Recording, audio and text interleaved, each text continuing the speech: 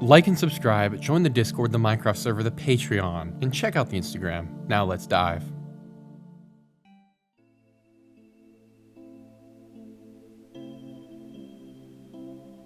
According to the mainstream media narrative, on September the 25th of 2017, Stephen Paddock would arrive at the MGM Mandalay Bay Resort and Casino to enjoy some gambling and the music festival that coincided with his trip. And it seems that his trip had been going very well for him. Employees report Stephen being deeply engrossed in his gambling, even sometimes using 2 and 3 video slot machines simultaneously. However, it seems something went deeply wrong because on the 7th day of his stay, or more precisely, on October the 1st of 2017, 64-year-old Stephen Paddock would break open the hurricane-proof windows of his 32nd story, 1,700 square foot hotel room with a tiny hammer, and fortunately for him, no alarms were triggered in this process, and he had time to scope in his 24 rifles and ensure that everything was prepared for what happened next. At 9:59 p.m. that night, a security guard walks near Stephen's room, where the door is allegedly open, and then is shot in the leg. The guard's name is Jesus Campos, however, he doesn't report his wound. According to most mainstream media reporting, 6 minutes later, at 10:05 p.m., Stephen began firing into the crowd of concert goers at the Route 91 Harvest Festival, which was taking place beneath his hotel room. In just about 10 minutes on the dot, Stephen fired somewhere between 1,000 and 1,100 rounds into the crowd, which was anywhere from 1,100 feet to over 2,000 feet away from him and 32 stories below his room. Stephen struck and killed 58 people that day with his gunfire, in addition to injuring roughly 450 others with his bullets. But the panicky cause resulted in an additional 400 or so injuries. And that for most is where the story ends. The media never bothered to investigate, the FBI and police never give a motive, or really much information whatsoever. And as we sit today, the lives of thousands have been irreversibly damaged, and for some destroyed because of the acts of, supposedly, one man. Or so we're told. I want to get into what really happened, but first, I just gotta say the mainstream slop narrative frustrates the actual crap out of me, because by not investigating what really happened that night, they're leaving these hundreds of people and their families to be left without the answers that they deserve. So truly I pray that for all the people who passed away that night, that God holds their souls near to him and his son for all eternity. Amen. That being said, let's figure out what actually happened that night and bring justice for all these people who truly deserve it. Firstly, when I set out to explain this mystery, I tried to do it in one video, but I realized that would be a 3-hour long video. So we're gonna start with the absolute basics and fundamentals of what's wrong with this story. And to do that, we're gonna start with Stephen Paddock himself and all the things wrong with him as the alleged shooter. According to mainstream sources, you would basically learn that Stephen was just some random dude we know basically nothing about. We know that he liked to gamble though, and he might have been mad at the casinos and that's why he shot him up, which is absolute bogus and a disrespect to journalism. So let's go a little bit deeper than that. Stephen Paddock was born in Clinton, Iowa on April the 9th of 1953. His mother's name was Dolores, and she by all accounts was a good woman who sought to protect and nurture her children. His father was named Benjamin Hoskins Paddock, and he was quite the opposite of Stephen's mother. He was what one could easily call a deadbeat, but more so than most degenerate dads. Rather than going out to get the milk and never returning, Stephen's dad went out and robbed banks, only to never return. Benjamin was arrested in 1960 and sentenced to 20 years in federal prison. He, however, would only serve 8 of those years, escaping the federal penitentiary in the dead of winter on December 30th of 1968. Shortly thereafter, he was placed on the FBI top 10 most wanted list for 8 consecutive years, which put him at around 11th or 12th for the longest time ever spent on the FBI top 10. During this time after his escape, Paddock's father would go on to commit several other crimes, including racketeering. Indeed, it seemed to have worked out for him, as he would die in 1998 at the age of 71. Cooper, you might say, this is interesting and I haven't heard this, but what does this have to do with Stephen except for give us the idea that he might have had some daddy issues? And as we stand, that's a valid question. And I'm going to follow it up by saying that Stephen Paddock was much like his father and he was a criminal. But he wasn't just your typical run-of-the-mill bank robber like his dad. Stephen Paddock was a covert arms dealer. Now that's going to be a wacky claim to you right now, but I promise you we have the evidence to back it up. And throughout this entire series, we're going to reference back to this point quite a few times, and you'll be surprised that there's a lot more evidence for it than you might expect. So hang on, strap in, let's do this. Firstly, Stephen is the oldest child, whose siblings would describe him as the most boring and the only one who wasn't really affected by anger issues in the family. From childhood, Stephen seemed the most set on a regular life, and by all appearances, he would end up having anything but. Stephen's life history is about as clear as sticking a magnifying glass in the mud, but we do know some very key points. At the age of 22, which is in the mid-1970s, Stephen gets a job as a postal worker and continues doing so for several years until the age of 25, at which point he disappears from all known accounts for about a year and then resurfaces with a job at the IRS. And from what we know, Stephen stayed at the IRS until 1984, spending his time auditing defense contractors. I think defense is a pretty bogus name for what they actually do. Defense contractors are the companies that make weapons of war, armor, planes, helicopters, you name it. The last of which is a very key factor later in this mystery. And then after this, Stephen drops off the map once more, only to reappear on an employee list for the company that would later become Lockheed Martin, where he then proceeds to spend the next several years of his life doing what are known as internal audits. And it's worth noting that Lockheed Martin is one of the largest war contractors on Earth. Now, it's already suspicious that Stephen went from auditing weapons companies to working for these same weapons companies. That's what we would often call a conflict of interest. And it's super strange too, considering that Stephen had neither a mathematics or finance degree, and supremely strange because he should never have gotten a job within the government or one of these companies whatsoever. The feds are very particular about who they allow into their inner sanctum. Your background, family background, browser history, closet, all must be clean as a whistle. If there's even a tiny spot or the smallest red flag, you're out of there. So how then did an unqualified random dude working in the postal service, whose father was one of the most wanted criminals on Earth for over a decade, get anywhere near a government office involved in the transfer of hundreds of billions of dollars and the receipt of the most advanced weaponry on Earth, as well as incredibly important top secret government and business information? Something here doesn't add up, and we're going to get confirmation of this in the following strange detail about Stephen. The last employment records for Stephen Paddock end in the late 1980s, meaning that for roughly 40 years the man didn't work a job of perceivably any kind. But even stranger, in this 40-year period, Stephen accumulated enough wealth to acquire millions of dollars of investment properties and apartment buildings, with one alone generating him over $500,000 a year. In addition to this, Stephen was a highly proficient pilot who owned 2 planes that he flew wherever and whenever he desired. And if that isn't weird enough, despite what reports say, there are no existing records from the IRS of these properties being purchased, and the sites that I found that claimed to have such proof had nothing of the sort. But to add the cherry on top to this story, when one neighbor asked Stephen what he did, Stephen reported that he was a professional gambler. And according to the IRS, Stephen reported on his taxes that he had earned $5 million while gambling the year prior to the shooting. Which, let's just take a pause. I mean, if he did that, why would Stephen need to shoot up anything? He's clearly a master at his craft. And as it turns out, that 5 million number really isn't the truth, and there's a good reason why it's such a red flag. Winning $5 million in gambling is nearly impossible unless you are going to spend many millions more to do so. Meaning you are technically spending money to lose money that technically on your gambler's tax form counts as winning, which obviously almost no one would want to do. But that sounds a little bit convoluted, so let's try and get a better understanding of what that really means. To get into the mindset, Stephen was considered a high roller at the Mandalay Bay, but also at just about every casino in Vegas. He was a guy who would come in, drop tons of money gambling, and leave. He was what you would call a reliable customer who you could always make money off of. And this is especially true at the Mandalay Bay, where Stephen was known by everyone who worked there. Indeed, Stephen spent so much time there at the casino that employees knew him on a first-name basis and would come up and say hello to him when they saw him. And we can even see an example of that on video. By all accounts, Stephen was well liked because he was just a nice guy, and by the casino, obviously because he was willing to spend hundreds of thousands of dollars gambling. So much so that the Mandalay Bay and other casinos would send him gifts and free travel and plane tickets and experiences and hotel rooms just to get him to come back to their casino where he would continue spending money. And this is important because casinos wouldn't engage in this sort of behavior for someone who had won $5 million off of them. In fact, that's the sort of fellow you would never want walking into your casino again because you just lost $5 million.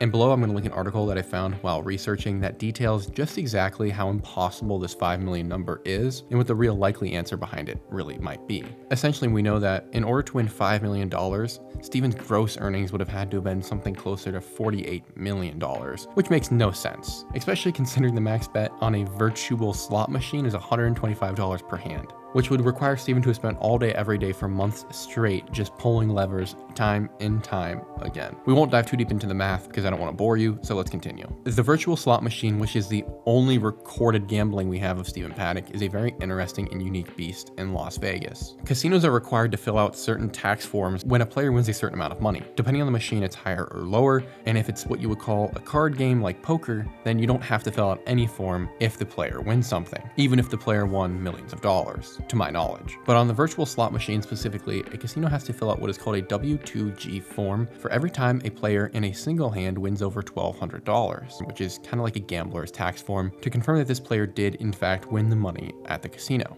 Which, as I found out, is extremely unlikely in this game. Keeping that in mind for a second, virtual slot machines are also known for having what's called a 99% payback rate, or play table, and because of that, you are almost guaranteed to always win almost all of your money back. For instance, if I made a $100 bet on this machine, I'm very likely to get $99 back, especially if I'm experienced. But at the very least, it'll probably be like 94%, and at the very most, it'll be 99%, meaning that the casino takes anywhere from $1 to $6 on average per turn. Okay. Keeping that in mind as well, the odds of Steven winning over $1,200 on a single hand are about 0.4%, so incredibly unlikely. And all this is to say that while Steven is constantly playing these games and pulling these levers, he's just losing money. Straight up, there's no other way around it. And based on this research this article did, what actually happened most likely is that Steven spent about $5.4 million gambling in that previous year in order to win $5 million gambling as reported by the IRS. Therefore, what likely happened with this $5 million number we hear about from the IRS is that Steven did technically win $5 million, but according to the most accurate math I could find, he would have had to have spent $5,404,933 to do so. So yes, on your tax form, he did win $5 million, but at a $5.4 million loss. Obviously a terrible deal. Losing 400 grand is ridiculous for just about anybody on earth. However, it's about to give us a bunch of information we were not expecting, and it gives us two fascinating questions and rabbit holes to go down. The first and most obvious question is, where did this $5 million come from? I don't know about you, but the last time I walked down the street, I didn't just see a pallet of hundreds lying there and pick it up and put it in my pocket. And according to Steven's finances and work history, this is exactly what we're led to believe. He's acquired tens of millions of dollars over his lifetime from nothing. Also has an incredibly advanced real estate portfolio and has enough free cash to make a prince blush, taking his baby mama on 4-month-long gambling vacations where all they do is gamble every single day. Something really does not add up here. But the math does begin to work a little bit better when we think about the purpose of losing money at a grander scale than what we might be thinking. And who else has employed this tactic before? So right now, let's just veer off the road onto the dirt path and begin discovering a little bit more of this for ourselves. Because what Steven is doing is not actually that uncommon. For the most of us, losing 400K is a loss of 400K. But for Steven, he's just spending 400 grand to make 5 million. Let me explain, because that does sound really dumb. This tactic is used by all sorts of criminals and people with questionable income streams to convert illegal cash, like drug money or blood money, or in our case, gun money, into squeaky clean cash. In fact, it's one of the oldest types of money laundering. And so now let's look at this from Steven Paddock's perspective.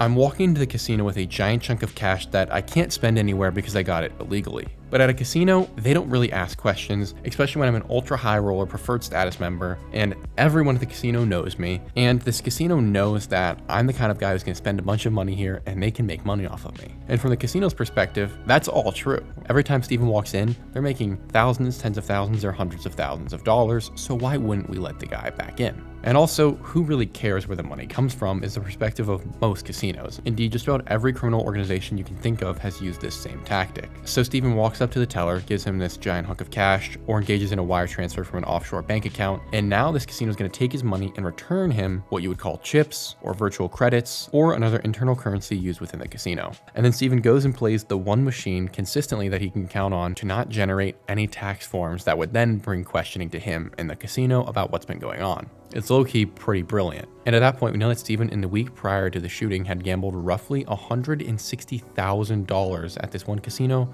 on the virtual slot machines. Indeed, it seems that almost all of his excess time was spent down on the casino floor, gambling and gambling away. And with that in mind, I think we can paint a much more clear picture of who Steven Paddock was, as all of his behaviors and life history align with that of a serious criminal. However, there is more to this point. After the gunfire settled and the FBI raided Steven's homes, they made an interesting discovery. The same homes that Steven was reported to never be staying at by his neighbors were filled with guns. The police discovered over 90 unique firearms. This wouldn't matter if you had a normal history, but clearly Steven doesn't. For our case though, there are 24 guns specifically that I care about, and that's the highest number I found listed for how many guns were in Steven's room. And alongside those 24 firearms were thousands of rounds of ammunition stacked up, ready to go. And the only people I know that would bring so many guns to a hotel that share a suspicious work history, including government contracting work, as well as military contracting work, are arms dealers and government operatives, which is interesting because that's nothing new for Las Vegas. It's known as a hub for arms trafficking, as well as all sorts of other trafficking.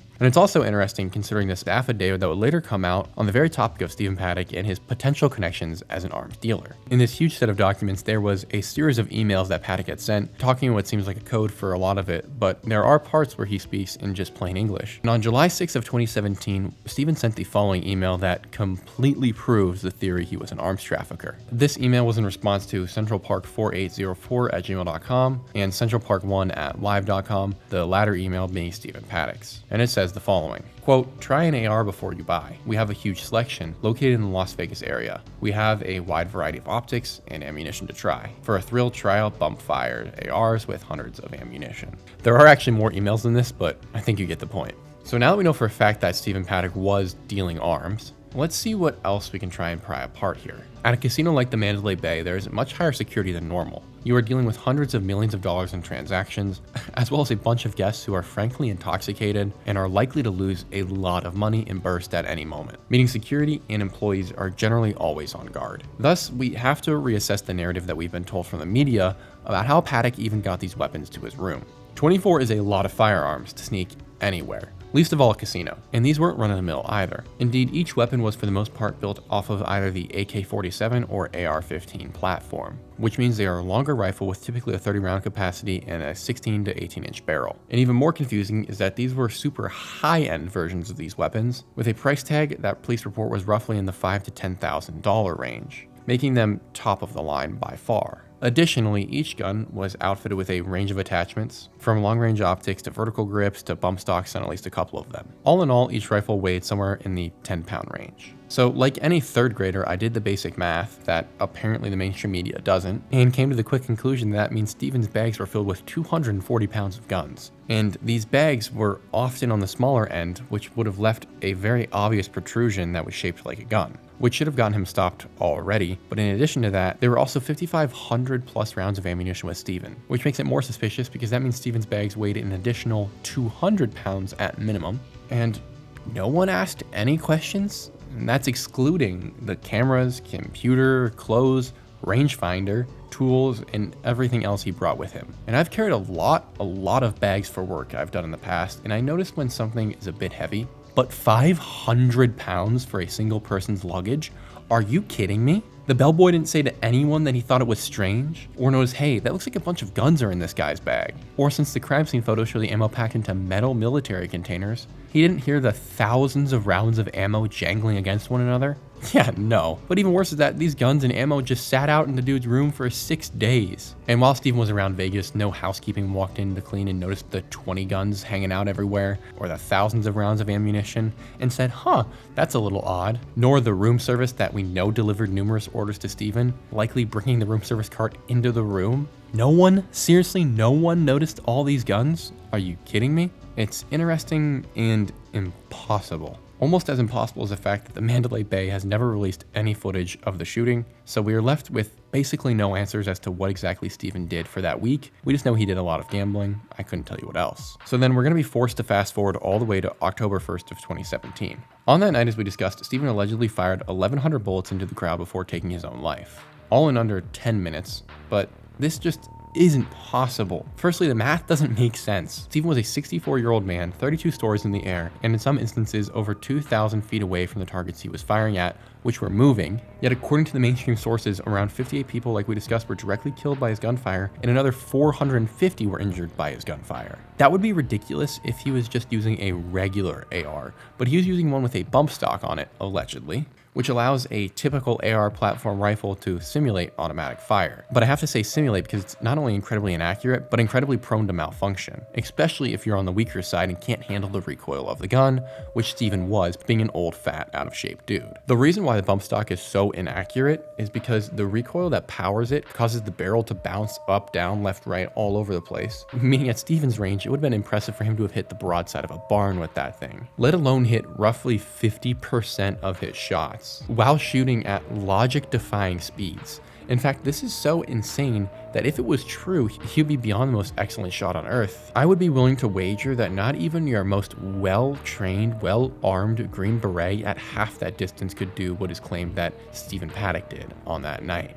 And gosh, it's just so frustrating, but sometimes words fail to explain these things. So I'm going to show you guys a video instead that gives you a better idea of all the factors that would have gone into Stephen in shooting that night. This is a really good video. I recommend watching the whole thing. You can find it in the links below. The bullet will then rise above the line of sight, creating the shape of a half circle as it meets the same impact point at a farther distance. This is known as bullet trajectory. After reaching the second zeroing point, gravity pulls the bullet from the line of sight. The rate at which a bullet drops over distance is caused by gravity and is a function of bullet speed. Gravity isn't the only thing affecting a bullet in flight. Drag, air resistance, and wind deflection are all factors in slowing down or pushing a bullet away from its target. Drag is determined by bullet speed, ballistic coefficient, and air density. It also increases when bullet speed relative to air increases. Wind will affect the vertical or horizontal component of the trajectory by causing deviation of the bullet's flight path. When the wind blows against a mountain, hill, or tall building, it generates a vertical component. Vertical wind can blow up or down, and the bullet will be deflected in that same direction. Because of these factors, long-range shooting can be extremely difficult to be precise. I think that sums it up really well on how impossible this shooting was. Factoring for wind and distance and how relatively weak of a caliber Stephen was firing, that being .223, based on my best guess, he would have had to have been aiming upwards in order to get the bolt to go that far and then to land on people, which means he wasn't even looking at the targets he was shooting at, which makes this whole story one layer more impossible, because eyewitnesses from that night report hearing long streams of bullets upwards for minutes on end, non-stop, hitting all around them and sounding like they were coming from really close by.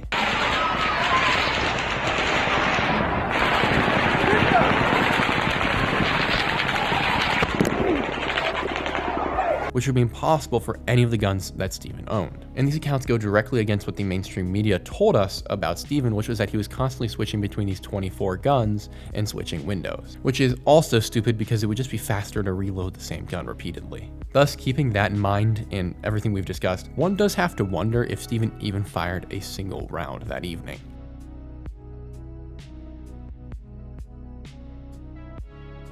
This is where things get really tricky, knowing Stephen's background and that in his room were a whole host of firearms. It's easy to assume that he was the shooter, but this can't be. For all the reasons mentioned before, but also because of this. According to the mainstream media, there was one shooter and the gunfire exited from the 32nd floor where Stephen was located. But eyewitness accounts that night tell us something very different. And in the case of the few people that spoke about it, something deadly different. Let's take a moment and read a brief account of a woman who was there that night. The entire account is really worth the read, also will be below. However, for our purposes, we're just going to read a bit, otherwise this video would go on for like an hour and a half. It wasn't ceasing, it wasn't slowing down, and it was directly behind us, following us. Bullets were coming from every direction, behind us, in front of us, to the side of us, but I just know that there was someone chasing us. The entire time I felt this way. The further we got from the venue, the closer the gunfire got. I kept looking back, expecting to see the gunmen, and I say men because there was more than one person. There was more than one gun firing, 100% more than one. And as we were running, we kept changing direction because it felt like no matter what direction we took, we were being followed. So we ended up running in a weird triangular path. The first place I remember getting to was a parking lot, and I told Cassie, who is slightly in front of me, we needed to get under one of the trucks. She turned to me and started her way back to me, and that is when the gunfire got even closer than before. It was right there. It was within the parking lot. Everyone around us was panicking once again, so we ditched the idea of getting underneath a vehicle, and we continued the run for our lives. If you know me, you know I'm a big girl who is out of shape, and who definitely does not run for any reason, but I can tell you I ran like I have never run before. The second place I remember going by was Hooters, which is where we met back up with the rest of our small group. We ran towards the entrance thinking we could take cover there, but as we got closer, a stampede of people ran out terrified. We could only conclude that there was another gunman inside of that hotel. The woman who posted this article is named Kimberly, and she made it to her Facebook account about 3 days after the incident. And alongside this post, to prove she was there, she uploaded several pictures of her and her friends at the Route 91 Harvest Festival, including a photo of the group in front of a sign that has the Harvest Festival logo on it. Therefore, because I don't believe in disparaging victims because their story is inconvenient, I'm going to decide to believe her here.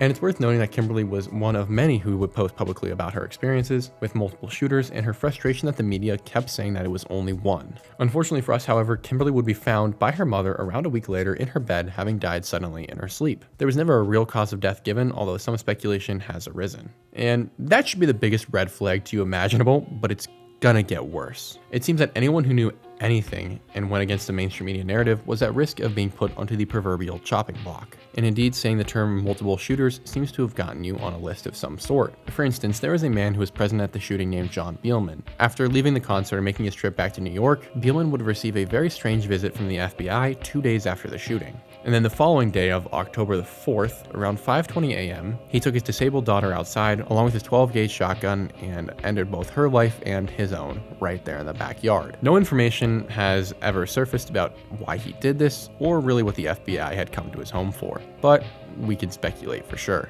But to that matter, I say just wait. Roy McLennan was another individual who was present for the shooting. He was incredibly heroic, getting his wife to safety and then bringing his truck back to help take people to the hospital and out of harm's way. Roy had intimate knowledge of the event and would have been one of those men who had the unique opportunity to see these multiple shooters directly. Less than 2 months later, Roy was hitchhiking home after leaving a friend's house early because they had gotten into an argument. Roy was supposed to be there helping his friend with a project. We don't have much details about what that project was specifically. However, we do know that it was around 1:33 a.m. when Roy was hitchhiking home, and shortly thereafter, while on a desolate stretch of highway, what is believed to have been a Camaro came flying around a bend and slammed right into Roy, but he didn't end his life there. The Camaro would speed away, leaving Roy to writher in pain on the ground until eventually he perished, alone in the darkness. His wife was angry and understandably so and began asking questions. However, it does seem that someone would not want her in Vegas or asking questions because Roy's wife would experience a house fire about 2 months later, which was the final straw eventually compelling her to leave Vegas. No charges were ever pressed in the incident with her husband and his demise, nor in the burning of the home. Indeed, there is actually very little information online about either. Once more, the couple of Dennis and Lorraine Carver, who were present at the heart of the shooting, and also based on available evidence believe that multiple shooters had been present, survived the shooting. On that day, Dennis had gone so far as to lay on top of his wife, sacrificing himself to save her, before getting her up to run. And it worked. They both, through God's grace, made it out alive. However, it would appear that they were still on death's door. In here, I want to make a specific note that these two had 2 daughters who would report that they were just in love with life, had a new perspective on everything, were stopping this whole worry about the trivial things of the world, were loving each other and their daughters, and focusing on what really mattered. And so I'm sure that when they got in the car 2 weeks later, it was with love for one another and excitement for the day. And yet this joy would be short-lived because not long after entering the vehicle, they would slam into the front gate of their community at such a high rate of speed that the car would explode into flames, melting the 2 alive inside. One of the 2 witnesses dying would be suspicious enough, but the couple who had been vocal about their experience dying simultaneously in the same bizarre car crash, I believe that about as much as I believe that the earth is flat, which is 0. And if matters simply could not get worse for this family, their 16-year-old daughter was the one who heard the crash and ran to the front of the neighborhood, only to watch her parents melt to death. And I don't think I need to reiterate how much this infuriates me that these people lost their lives, but it will continue. I'm not kidding. On the 21st of October, a man named Chad Nishimura was on his way to church just a few days after he gave an interview on KITV4 News, which is an affiliate station for ABC in Las Vegas. In the interview, Chad discusses, among many things, how he had been the one guy that had taken Stephen's bags up to his room, and then had stated he was a normal guy who didn't have many bags, which directly opposes the story that Paddock had taken over a dozen bags to his room, all of which were filled with guns that we talked about earlier. And this is a fact and a witness who then completely flips the narrative on the head and would require us to ask more questions. A few days after the interview was given, Chad's interview was erased from the KITV4 website, leaving us to only find it based on some archives, ironically one of which was generated by 4chan.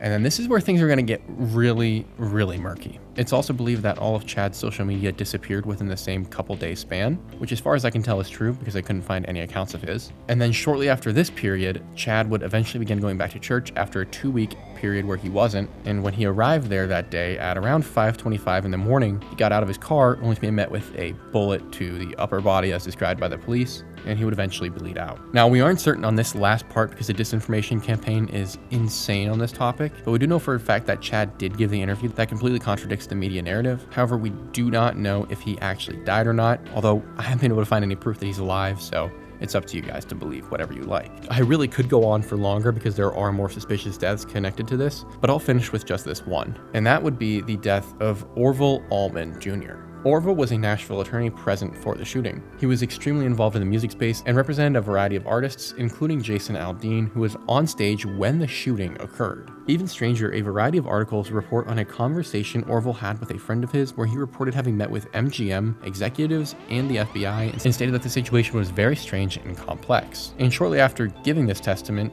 Orville was found dead, having died once again like Kimberly, suddenly in his sleep. And it's worth reiterating that each of these victims are people who would have had a different perspective on the shooting, and it's reasonable to believe that they all would have known that there were multiple shooters. And as far as we can tell, they all reported on there being multiple shooters, at least according to various accounts. And in addition to that, they had access to information that others wouldn't, like Orville. No matter what though, each of these people's accounts of the events that day. The video right now, and I just included that interview scene from Tucker Carlson with Jason Aldean, and I realized something really weird about what Jason said. The whole thing's weird in my mind, but specifically what I thought was particularly strange was the fact that his bass guitarist was on stage, he says, and yet the bullet, based on what Jason Aldean signals and seems to be suggesting, ended up in the front of the bass guitarist's guitar.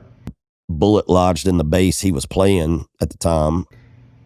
That doesn't make any sense because the Mandalay Bay doesn't face the stage. The Mandalay Bay is actually back a little bit to the left side of the stage is what I guess would be. So that only makes me further suspicious and would go to prove that there was more than one shooter, which also Jason sort of suggests because he initially thought that there was a shooter near him on the ground. In fact, he subtly references that him and his whole team had guns in the RV that they take to shows and were going to use that to fight back if they had to. So something really weird is going on here. Even the guy who's on stage doesn't really seem to believe the story of what we're told. Just something I thought I'd add in there. Let's get back to the story. All of this really does make one wonder how this could have occurred, but before we get into the multiple shooters theory, which is probably gonna have to be in the next video, we first need to look somewhere else to better understand the context of the situation. With everyone who went public with multiple shooters theory, or would have had some advanced knowledge that other concert goers didn't, we now are placed in a position where it's impossible to believe the media narrative. So therefore, let's continue and try and find anything else that we can about this situation to give it more context, which is difficult because outside of these witnesses, no one else has come forward to talk about this side of the topic. And it seems logical why not. Anyone can surmise that it's pretty adverse for your health to speak about this. And moreover, the FBI allegedly confiscated and buried most of the footage from that night. Now, I cannot necessarily confirm those reports, so it's not the hill I choose to die on, but we do know that the FBI seized all the footage from the surrounding casinos, hotels, resorts, restaurants, you name it, and still to this day is the only one who has possession of those images, meaning that reports are murky at best and video evidence is nil, which makes identifying the shooter extremely difficult. Think about this, no one actually saw Paddock fire a single shot in anger, nor did they ever really see bullets coming from the 32nd floor of that hotel, which should raise all sorts of red flags, but there is one exception to what I have just told you, and that is a man named Jesus Campos, who has a very interesting story, or as we'll find out, yet this can't be true. As is thematic in this case, Jesus Campos and the police would repeatedly change their story, which they did in this instance. Jesus Campos originally reported taking a bullet around 10:18 p.m., which at the time is when the police reported the shooting had begun. However, shortly after this, the police then changed the shooting timeline back by about 13 minutes to 10:05. So now Campos is caught in a lie, but no one ever presses him on this. Campos realizes this and then changes his story to state that he had actually gone up to check on a door that was left open at 9:59 p.m., which would then have been 6 minutes before the shooting, and at that time he had taken the bullet. This too is incredibly strange because clearly this guy is lying, but it's even stranger because Jesus made a call to the security office at that time, but on it he was incredibly calm and mentioned nothing of a shooter nor taking a bullet to the leg. Which ended up on was that he was called to the 32nd floor because a fire door had been barred shut, which officials would later presume was Paddock's work, and that when he went up there, he called it into the security office and was walking back down, at which point bullets began ripping through Stephen Paddock's door, with one striking Campos in the leg. This, however, is impossible for 1,000 reasons, one being that the camera setup that Stephen had acquired, which we'll get into in the following episode, would not have allowed him to see Jesus Campos down the hallway. In addition to that, what we are told is that Stephen Paddock was firing .223, which is an AR caliber, but a weaker version that cannot punch through thick wooden doors in a casino and then travel down a hallway fast enough to strike a security guard. On top of this, Jesus then paints himself as a hero, telling one of his colleagues to get out of the way when he walks up the stairs, as well as telling a woman to get back into her hotel room when she looks out. All of which obviously didn't happen, according to the report he made that night, where he mentions nothing of the shooter nor anything suspicious besides this closed door that was apparently not even barred shut like was later reported. Also begs the question of, if there are people on this 32nd floor, why did none of them call it in? But hey, what do I know? So with all these different stories that leave you and I confused, what actually happened? And if this security guard is a serial liar changing his story every 5 seconds, do we even know who was there shooting that night? And do we even know what actually happened? And the answer simply is no, we don't. But one thing is for certain, Jesus Campos cannot be trusted whatsoever. Now, I know there's going to be a minority of you who think that I'm extreme in saying that we cannot trust Jesus. After all, maybe it's just the adrenaline that caused him to change his story. Okay, you know what? I'll play ball with you. I disagree, but let's do it anyway. This isn't the only thing Jesus Campos would lie about. In fact, we're not even sure Jesus Campos actually existed. So I know once again that sounds crazy, but let's dive into it. Jesus Campos isn't actually a security guard. Or at the very least, he isn't listed on the security guard database for Nevada. Fun fact, it's required for every security guard in Vegas casinos to have a specific license that ensures they have the proper training. And searching for Jesus Campos in this database in the days after the shooting would show you that Jesus Campos isn't anywhere on that database. There are several Camposes, including Larry Jesus Campos. However, if we look at the profile picture on the Facebook after doing some sleuthing, we can see that this is most certainly not the same Jesus Campos that would later encounter Stephen Paddock. Moreover, we can be certain that Jesus Campos is his name because it's the only one ever used on any media source that I found, both mainstream to more independent. No one else calls him by anything else. So now we know Jesus was lying about his story about encountering Paddock, as well as being shot and likely even lying about being a security guard. Thus, at this juncture, we can trust him just about as much as we can trust any of the last 5 presidents along with a child. But it does get stranger. Right after the incident, Jesus scheduled himself on dozens of interviews with both television and written media publications, wanting to tell his story. However, just before going on these, he leaves the country to go visit his family in Mexico, literally not even bothering to tell these people that he wasn't going to be there. He just didn't show up. And this is another issue. Not only is it weird that he didn't come to the interviews, he says that he took a road trip by himself to go see his family. Yeah, that's a 700-mile drive from where he lives in Nevada to Mexico, where his parents are. And we're led to believe that the man who just took a bullet to the leg, his accelerator leg no less, was able to drive 700 miles on it? No. And then after this, there's about a week with 0 word from Jesus. No one knew where the man went. But thankfully, upon return, he would come out and speak to the masses on the Ellen DeGeneres show, where he changes his story once again. And this interview is weird for 1,000 reasons. I'm going to play a couple clips of it. However, what's most strange about the interview is that Ellen DeGeneres goes on to tell her audience that this is the only interview that Jesus will ever do. He doesn't want to have to relive the moment ever again, so he's never going to talk about it except for right now on the statement. Try as you will, the man was never heard from or seen again. Indeed, he seems to have disappeared right off the face of the earth. It's as though he got up off that couch, walked out of the studio, and entered into a portal into a different dimension. It's really odd and disconcerting. And this rabbit hole does get weirder about Jesus. Something just isn't quite right. But as stated, we never hear from Jesus again. His brother, however, Luis Castro, has a different story to tell. It's a long one, so for the sake of the length of the video, which is already getting long, I'm just going to summarize it here for you guys. In his story, Luis says that MGM, the company that owns the Mandalay Bay Hotel, had paid for Jesus' trip down to see his family in Mexico, and then had flown him back to be on the Ellen show, which is already a little odd. Luis then states that the Ellen interview was staged, the cane is fake, and Jesus is reading from a teleprompter, which watching the interview, all those things seem very plausible. But it's what Luis follows up with that makes this so strange. He tells us that his brother was angry after the shooting, stating that all he was going to get was basic workers' comp after being shot. Luis states that he's not surprised that's all he was going to get because the injury was so minor you wouldn't know it was a bullet wound unless he told you. Luis then tells us that Jesus went and met with MGM executives and came out with a seemingly great deal.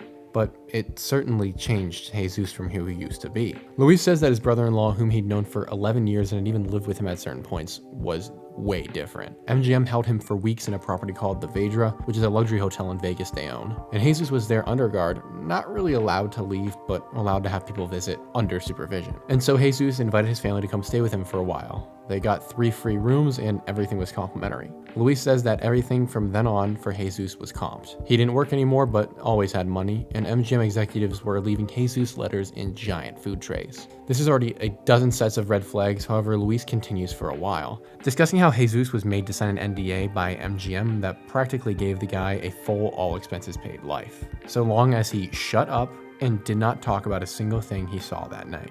And to top this off, MGM gave Jesus Campos 2 condos to live in and seemingly a lifetime trickle of cash to live off of.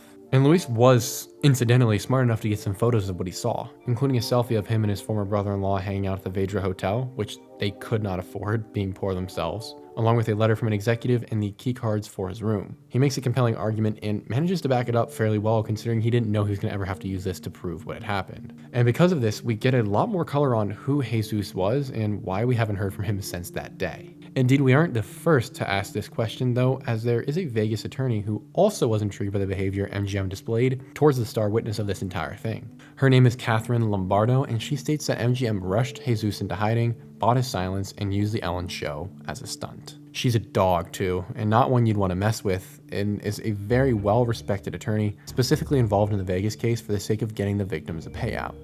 It was a publicity stunt, try to get their good PR back, right? They're trying to get themselves to look good again. Let's present him as a hero. Let's tell Ellen what to ask. Let's tell him what to say to make him look like a hero. And it was offensive to the 22,000 people that were there. To this day, he's gone underground. No one else has been able to contact him, find him. MGM had him sequestered in a property that they own. One of our investigators went to his house, and there is a security guard, plain clothes, parked outside of his house in a car, just an unmarked car, that is most likely employed by MGM, who hopped out quickly and cut her off at the path and said, whoa, whoa, you know, what do you need? Can I help you? No, you can't knock on that door. No, you can't go in. No, he's not here. So they're holding him. So the whole thing is a sham. She's saying the quiet part out loud, that's for sure, and her whole job is to seek restitution for victims, which makes me think that, once again, we aren't being told the truth. The little trail that we do have outside of this shows that the company Jesus was allegedly contracted from doesn't really exist. An investigator went to their offices and found them empty, while at the same time found their phone lines to be unresponsive. And when I tell you this is about the most tame we're gonna get in this story, I really mean it. I don't know why I expect to be able to make this all in one video, but I hope you guys enjoyed part 1 of this series, because this is gonna get really crazy from here on out. If you made it this far, I really do hope you enjoyed the video. Thank you so much for watching. I plan on doing the full series explaining everything wrong with the story as we're told. And like I said, this really is just the beginning, you guys. It's gonna get a lot weirder from here. And when we start getting into the people who are involved, there's gonna be a lot of questions that we need to ask. Like I said, I hope you guys enjoyed. Thank you for all the extra support that's been happening on the channel. For 50,000 subscribers, that's a mind-blowing number. Thank you for everyone on the Patreon who's been carrying, especially Paul, who just goes above and beyond over there. It really does mean the world. Thank you to each and every one of you. Thank you for watching the video, liking, for following the Instagram. Make sure to check out the Minecraft server. I have a ton of fun seeing all you guys on there and playing whenever I can get a chance to get on there. And yeah, I think that's about everything. That being said, you guys, let me know your thoughts on the video. I look forward to seeing each and every one of you in the next one.